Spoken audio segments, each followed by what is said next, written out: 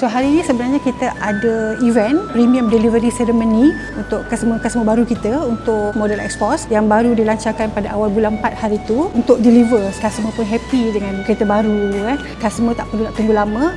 Pre-launch hari tu bulan 2, launching awal bulan 4 hari tu, dan dalam masa 2 minggu customer dah boleh dapat kereta.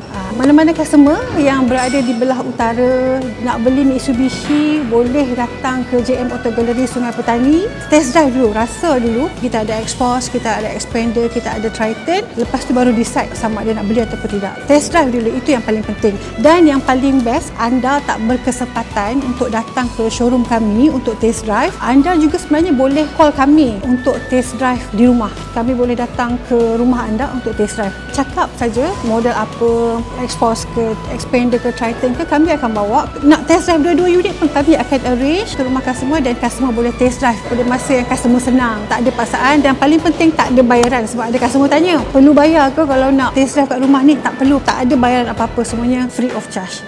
Saya Hassan bin Muhammad. Hari ini telah mengeluarkan sebiji kereta Mitsubishi Xforce dari JM Auto Gallery Sungai Petani. Urusan saya dengan JM Auto Gallery berjalan lancar dan mudah. Saya telah berurusan dengan Cik Wak kita dan amat mudah dan pantas. Kalau nak beli Mitsubishi, sila ke JM Auto Gallery Sungai Petani.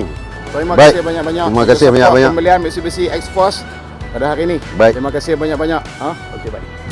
Hari ini kita nak ambil kereta Xforce dengan Abang Faizal. XA yang sangat bagus. Kita recommended. So kereta Xforce kereta yang cantik lah, kereta yang bagus. Tak terlalu kecil dan tak terlalu besar. Dan features yang bagus. Terima kasih. Okey bang, terima kasih lah. Tahniah atas baru.